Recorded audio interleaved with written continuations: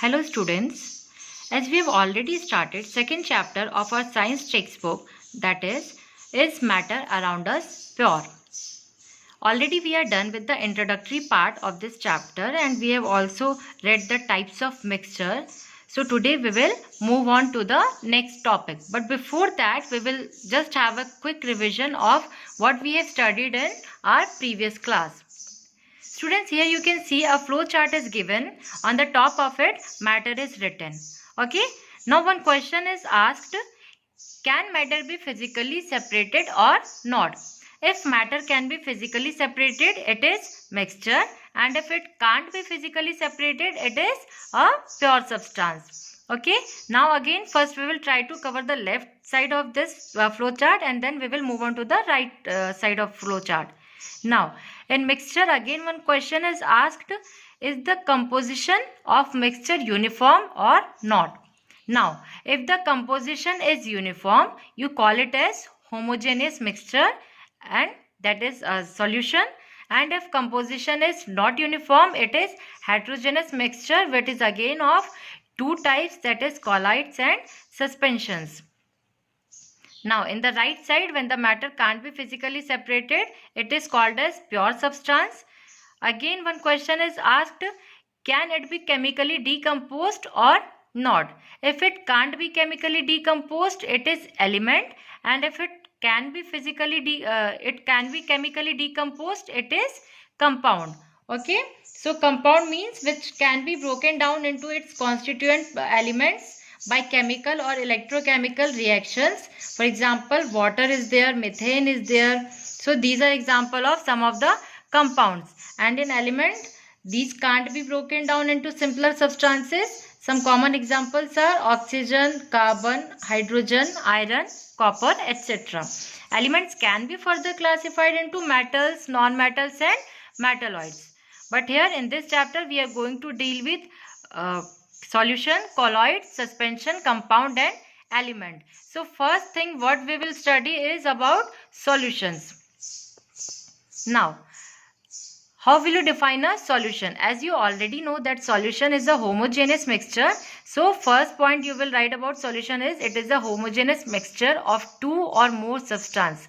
Okay mixture में आप सबको पता है कि दो से ज़्यादा सब्सटेंसेस होते हैं, ठीक है ना। और क्योंकि सॉल्यूशन क्या है, होमोजेनस मिक्सचर का टाइप है, तो इसका मतलब सॉल्यूशन की डेफिनेशन आप कैसे लिखेंगे, that it is a homogeneous mixture of two or more substances. Some common examples are given here, that is lemonade, soda water, salt solution, sugar solution, etc.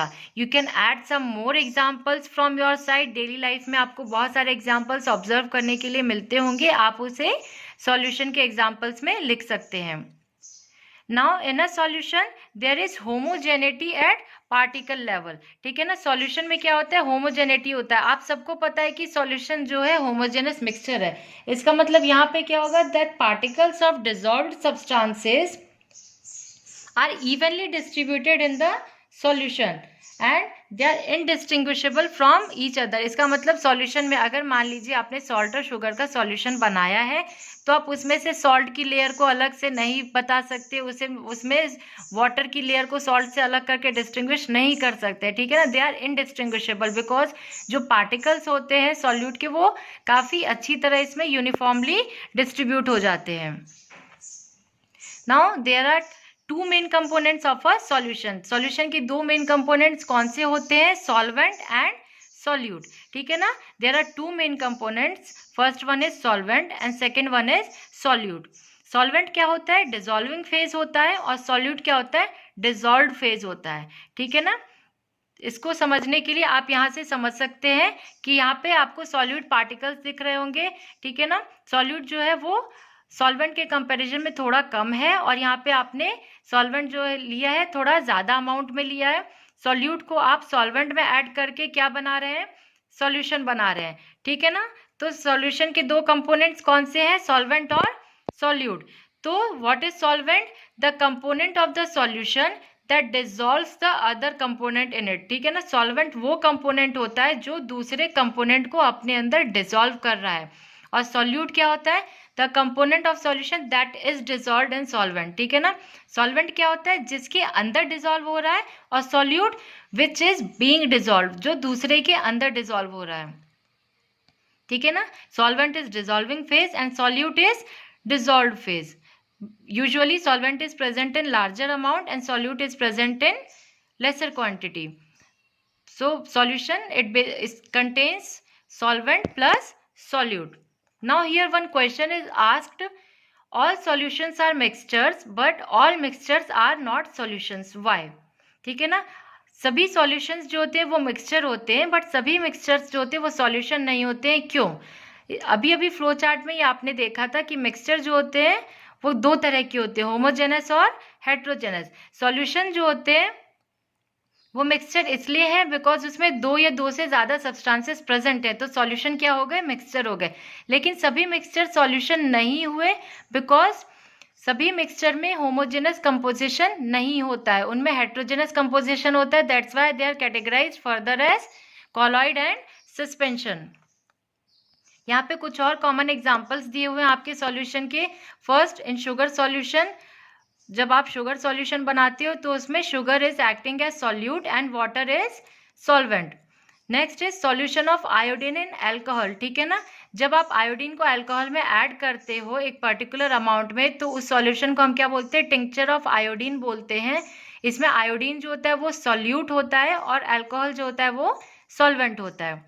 उसी तरह से next example is there aerated drinks like soda water, ठीक है ना. ये किस तरह का सॉल्यूशन है, गैस इन लिक्विड सॉल्यूशन है, ठीक है ना. तो यहाँ पे क्या होता है, कौन सा गैस, CO2 गैस जो होता है वो कौन से लिक्विड में डिजोल्व हो रहा है, वाटर में डिजोल्व हो रहा है. So CO2 is acting as solute and water is solvent. Similarly solid solutions are also there. Solid solutions means जहाँ पे सॉल्यूट भी सॉलिड है और सॉल्वेंट भी सॉलिड है, ठीक है ना. तो इसका एग्जांपल क्या होता है, एलॉयज होता है, water alloys. Alloys are mixtures of two or more metals or a metal and a non-metal and they can't be separated into their components by physical methods, ठीक है ना. उसी तरह गैसियस सॉल्यूशंस भी होते हैं. गैसियस मीन जिसमें gas ही solute है और गैस ही सॉल्वेंट है. इसका एग्जांपल क्या है, एयर है. जैसे एयर में आपको पता है कार्बन डाइऑक्साइड प्रेजेंट होता है, ऑक्सीजन प्रेजेंट है, नाइट्रोजन प्रेजेंट है और भी डिफरेंट डिफरेंट गैसेस प्रेजेंट है. तो ये सॉल्यूशंस के एग्जांपल है, ठीक है ना. सॉलिड सॉलिड सॉल्यूशन, ये gas gas solution, gas in liquid solution, different different types of solutions are there. Next topic is properties of a solution. अब जब भी बच्चे आप मिक्सचर के बारे में पढ़ रहे हैं तो यू शुड नो दैट उसकी प्रॉपर्टीज क्या है, चाहे वो सॉल्यूशन है, कॉलॉइड है या सस्पेंशन है. ये तीनों टाइप्स के मिक्सचर की प्रॉपर्टीज आपको समझना है. तो फर्स्ट थिंग जो आप यहाँ पे लिख सकते हैं, that is common point, a solution is a homogeneous mixture. ये कॉमन इसलिए बिकॉज ऑलरेडी आपने स्टार्टिंग में भी अभी कई बार पढ़ा है कि सॉल्यूशन कैसा मिक्सचर है, होमोजेनस मिक्सचर है. तो आप यहाँ पे फर्स्ट पॉइंट लिख सकते हैं, solution is a homogeneous mixture. Second property is about the particle size of solution. The particles of solution are smaller than 1 nanometer, ठीक है ना. 1 nanometer मतलब कितना होता है, that is equal to 10⁻⁹ meter. So the particle size of solution that is smaller than 1 nanometer in diameter and therefore they can't be seen by naked eyes. Next property is, due to very small size of particles they do not scatter a beam of light passing through the solution, ठीक है ना. क्योंकि उनका particle size बहुत ज़्यादा small होता है, इसलिए क्या होता है, जब भी आप उसमें से लाइट पास करने की कोशिश करोगे तो उसमें आपको लाइट का पाथ जो है वो क्लियरली विजिबल नहीं होगा. आप इसको यहाँ पे देख सकते हो. यहाँ पे हमने क्या लिया है, एक बीकर लिया है, ठीक है ना. बीकर के अंदर क्या है, ट्रू सॉल्यूशन है. कौन सा सॉल्यूशन हमने लिया है, शुगर सॉल्यूशन लिया है. एंड नीचे हमने कौन सा सॉल्यूशन लिया है, सोप सॉल्यूशन लिया है. डिफरेंट डिफरेंट सॉल्यूशंस हमने लिए हैं. तो दोनों में से हमने क्या किया, बीम ऑफ लाइट को पास किया. जब हम बीम ऑफ लाइट को पास कर रहे हैं तो आप देख सकते हैं ऊपर जो बीकर है उसमें लाइट का पाथ जो है क्लियरली विजिबल नहीं है इनसाइड द सॉल्यूशन, बट नीचे जो बीकर है उसमें inside the solution also light का पाथ विजिबल है. क्यों, बिकॉज जो शुगर सॉल्यूशन है that is example of true solution और जो नीचे है soap solution that is example of colloidal solution. Okay, so when beam of light is passed through true solution scattering of light doesn't happen, and due to this you can't see the path of beam of light inside the solution or inside the beaker. And when in colloidal solution beam of light is passed, scattering of light happens, and due to this you can see the path of beam of light inside the colloidal solution inside the beaker. ठीक है ना. ये experiment आप घर में भी कर सकते हैं इजीली. तो आप सब ये एक्सपेरिमेंट करके अपना ऑब्जर्वेशन मुझे बताएंगे. तो अभी हमने क्या पढ़ा कि स्कैटरिंग ऑफ लाइट नहीं होती है इसमें सॉल्यूशन में. Next point is a solution is stable. ठीक है ना. सॉल्यूशन जब भी स्टेबल होता है इसका मतलब क्या होता है. फॉर एग्जांपल अगर आपने सॉल्ट सॉल्यूशन बनाया, ठीक है ना, तो उसको आप क्या करोगे, सॉल्ट को प्रॉपर्ली स्टर करोगे तभी वो वाटर में डिजॉल्व हो पाएगा. अगर आप बीकर को थोड़ी देर के लिए अनडिस्टर्ब्ड बिना टच किए बिना कुछ किए आप उसको छोड़ दोगे और आप 10-15 मिनट के बाद ऑब्जर्व करोगे तो क्या ऐसा होगा कि सॉल्ट के पार्टिकल्स बीकर के बॉटम में दिखेंगे? Obviously no. क्यों? क्योंकि यहाँ पे क्या होता है, सॉल्यूट के पार्टिकल्स जो होते हैं प्रॉपरली डिजॉल्व हुए होते हैं, इवनली डिजॉल्व हुए हैं और वो इसलिए नीचे सेटल डाउन नहीं होते हैं. तो ऐसे केस में हम क्या बोलते हैं, the solution is stable. Next properties, the solute particles can't be separated from the mixture by the process of filtration. यानी कि आप सॉल्यूट के पार्टिकल्स को मिक्सचर से सेपरेट नहीं कर सकते by the process of filtration. ठीक है ना. आप कभी भी सॉल्ट सॉल्यूशन में से सॉल्ट को वाटर से सेपरेट नहीं कर सकते हो फिल्ट्रेशन प्रोसेस में बाय यूजिंग फिल्टर पेपर. आप उसको किससे सेपरेट कर सकते हो? इवेपोरेशन के through. Now moving on to the next slide. अब आपका नेक्स्ट टॉपिक क्या है, कंसेंट्रेशन ऑफ सॉल्यूशन. ठीक है ना. कंसेंट्रेशन ऑफ सॉल्यूशन का मतलब क्या होता है कि किसी भी सॉल्यूशन में कितना अमाउंट सॉल्यूट आपने डिसॉल्व किया है वो क्या होता है, उसका concentration. That means it is the amount of solute present in given amount of a solution. वो जो अमाउंट है वो मास में भी हो सकता है सॉल्यूशन का या फिर सॉल्यूशन के वॉल्यूम में भी हो सकता है, बट सॉल्यूट वो हमेशा किस में रहेगा, आपका मास में रहेगा. ठीक है ना. अभी यहाँ पर क्या है, on the basis of amount of solvent added the solution is classified as concentrated solution and dilute solution. ठीक है ना. अभी जब मान लो आप फिर से कंसेंट्रेशन सॉल्यूशन को क्लासिफाई करने की कोशिश करोगे तो कितना सॉल्वेंट आपने ऐड किया है उस हिसाब से आप सॉल्यूशन को कैसे ऐड कर सकते हो, कंसेंट्रेटेड सॉल्यूशन और डाइल्यूट सॉल्यूशन. ठीक है ना. तो कंसेंट्रेटेड और डाइल्यूट में डिफरेंस क्या है, यहाँ पे आप देख सकते हैं कि दो बीकर दिए हैं. एक बीकर में क्या है, you can see lot of solute particles are there और उसमें जो है सॉल्वेंट कम है. ठीक है ना. आप देख सकते हैं फर्स्ट बीकर में सॉल्वेंट का अमाउंट कम है, सेकेंड बीकर में सॉल्वेंट का अमाउंट ज़्यादा है. ठीक है ना. तो जब भी सॉल्वेंट का अमाउंट कम होता है एज कंपेयर टू सॉल्यूट हम क्या बोलते हैं कि वो कंसेंट्रेटेड सॉल्यूशन है. और दूसरे केस में जब भी सॉल्वेंट का अमाउंट ज़्यादा होता है एज कंपेयर टू सॉल्यूट तो हम क्या बोलते हैं, सॉल्यूशन इज डाइल्यूट. ठीक है ना. इसी के बेसिस पे आपने कई बार सुना होगा कि हम लैब में दो तरह के एसिड यूज़ करते हैं, कंसेंट्रेटेड HCl या फिर डाइल्यूट HCl. उसी तरह बेस में भी ऐसा होता है, कंसेंट्रेटेड NaOH या फिर डाइल्यूट NaOH. ठीक है ना.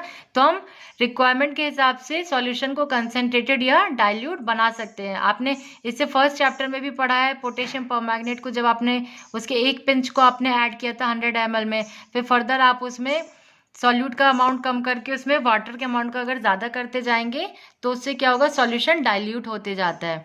ठीक है ना. तो जब भी सॉल्यूशन को डाइल्यूट बनाना है आप क्या करेंगे, उसमें सॉल्वेंट का अमाउंट इंक्रीज करेंगे. तो इसी के हिसाब से टाइप्स ऑफ सॉल्यूशन, हमने पहला टाइप्स ऑफ सॉल्यूशन में क्या देखा, कंसेंट्रेटेड सॉल्यूशन है और डाइल्यूट सॉल्यूशन है. उसी तरह अभी टाइप्स ऑफ सॉल्यूशन में दूसरा किस तरह से आप क्लासिफिकेशन कर सकते हैं हम उसको एग्जाम्पल के थ्रू समझेंगे. So here in the first case 30 gram of NaCl is there which is added to 100 ml of H2O. ठीक है ना. आप 30 ग्राम सोडियम क्लोराइड को 100 ml वाटर में ऐड कर रहे हो. इधर जो आपको सॉल्यूशन मिल रहा है वहाँ पे अनसैचुरेटेड सॉल्यूशन मिल रहा है. ठीक है ना. अनसैचुरेटेड सॉल्यूशन मतलब यहाँ पे आपको क्या है, 100 ml H2O में 30 ग्राम NaCl है. ठीक है ना. अनसैचुरेटेड का मतलब क्या होता है ये हम अभी इस एग्जाम्पल के बाद समझेंगे. In the second case you can see 40 gram NaCl is there which is being added to 100 ml of H2O, ठीक है ना। 40 ग्राम NaCl को जब आप 100 ml वाटर में ऐड करोगे तो यहाँ पर आप देख सकते हो कि आपको कैसा सॉल्यूशन मिल रहा है, सैचुरेटेड सॉल्यूशन मिल रहा है।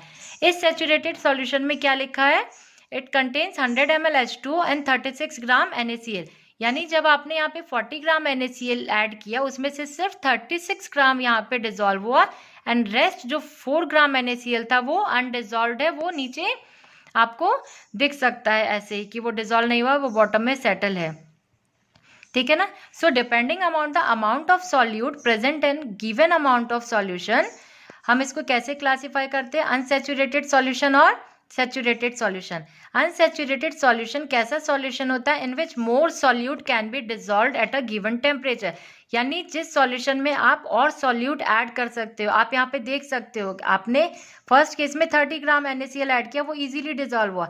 नेक्स्ट केस में 36 ग्राम NaCl डिजोल्व हुआ, यानी हम इसमें फर्स्ट केस में अगर आपने 30 ग्राम ऐड किया हम उसमें 6 ग्राम और ऐड कर सकते थे, ठीक है ना। तो ऐसा सॉल्यूशन जिसमें आप सॉल्यूट और ऐड कर सकते हो तो हम उसको क्या बोलते हैं, अनसैचुरेटेड सॉल्यूशन बोलते हैं। And second case, saturated solution is the solution which contains maximum amount of solute that can be dissolved at a given temperature, ठीक है ना। यानी सैचुरेटेड हो गया कोई सॉल्यूशन, इसका मतलब आप उसमें फर्दर सॉल्यूट ऐड नहीं कर सकते बिकॉज उसकी मैक्सिमम जितनी कैपेसिटी थी उसने सॉल्यूट ऐड कर लिया है, ठीक है ना। The amount of solute present in the saturated solution at its temperature is called its solubility, ठीक है ना। अभी किसी भी सैचुरेटेड सॉल्यूशन में कितना अमाउंट सॉल्यूट प्रेजेंट है वो क्या होता है, उसकी सॉल्युबिलिटी होती है, ठीक है ना। अभी हम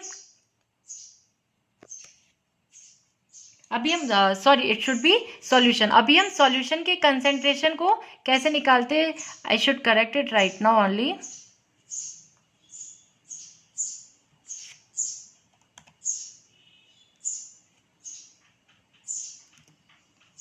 Just give me a second.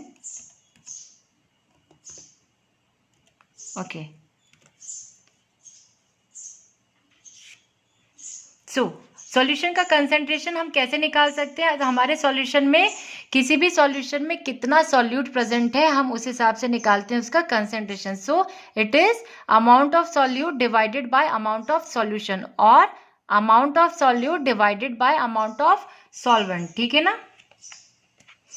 Now how can we express the concentration of solution? Different methods are there, but here we are using two methods. First one is mass by mass percentage of solution and second one is mass by volume percentage of a solution, ठीक है ना। तो जो first case है that is mass by mass percentage of solution, आप वो कैसे निकालोगे, मास बाय मास है इसका मतलब आप यहाँ पे सॉल्यूट और सॉल्यूशन दोनों का मास ही लोगे।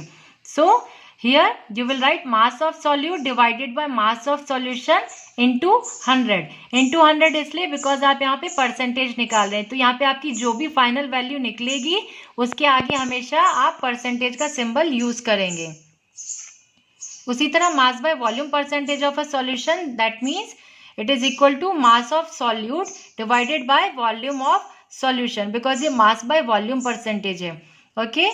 तो mass by solute upon volume of solution आप उसको फिर 100 से मल्टीप्लाई करेंगे बिकॉज आप परसेंटेज निकाल रहे हैं। यहाँ पे हमने एक एग्जांपल दिया हुआ है, आपको इस फॉर्मूले को आपको कैसे यूज करना है आप उसको समझ सकते हैं। So here question is given, I am reading that question for you. A solution contains 40 gram of common salt in 320 gram of water, ठीक है ना। 40 ग्राम कॉमन सॉल्ट है, कितने 320 ग्राम ऑफ वाटर में ऐड किया गया है। Now calculate the concentration in terms of mass by mass percentage of solution. आपको कैसे निकालना है, mass by mass percentage of solution के हिसाब से। मास बाय मास परसेंटेज का फॉर्मूला हमने यहाँ पढ़ा था, मास of solute upon mass of solution. तो यानी आपको सॉल्यूट का मास चाहिए और सॉल्यूशन का मास चाहिए, ठीक है। तो हमेशा जब भी आप ऐसे क्वेश्चन सॉल्व करते हैं मेक श्योर कि आप उसके स्टार्टिंग में हमेशा लिखेंगे कि गिवन क्या है, ठीक है ना। यहाँ पे गिवन क्या है, मास of solute that is 40 grams, mass of solvent is 320 ग्राम। अब आपको पता है फॉर्मूले में आपको क्या चाहिए, मास ऑफ सॉल्यूशन चाहिए। तो मास ऑफ सॉल्यूशन को आप कैसे निकालेंगे, मास of solute plus mass of solvent, ये दोनों मास हमको दिए। तो 40 gram plus 320 gram that is 360 gram. Now mass percentage, mass by mass percentage आप कैसे निकालेंगे? मास of solute upon mass of solution into 100. So 40 by 360 into 100 and the answer will be 11.1%. ठीक है ना? तो इस तरह से आप यहाँ पे कंसेंट्रेशन निकाल सकते हैं सॉल्यूशन का. Now this is homework for you, self assessment. 2 questions are there regarding the calculation of concentration of a solution. I hope that you all are clear with this topic. In case if you are having any doubt, you can ask me. Feel free to contact me. Class group आपको provide किए गए हैं, उसमें आपको जो भी किसी भी लिंक से या किसी भी पीपीटी या पीडीएफ से कोई भी प्रॉब्लम है, कहीं पे कोई कंसेप्ट नहीं समझ में आ रहा है, आप वो पूछ सकते हैं. बट ये लॉकडाउन के पीरियड में make sure that you are utilising this time to enhance your knowledge. यदि आपके कोई भी कंसेप्ट पिछली क्लासेस के या प्रीवियस स्टैंडर्ड के कोई भी कंसेप्ट अगर क्लियर नहीं हुए हैं तो आप इस टाइम को यूटिलाइज कीजिए एंड प्लीज़ उसको कवर करने की कोशिश कीजिए. And I hope that you all will do very well in this class, and in the next topic we will study other types of mixtures. So for today, thank you very much.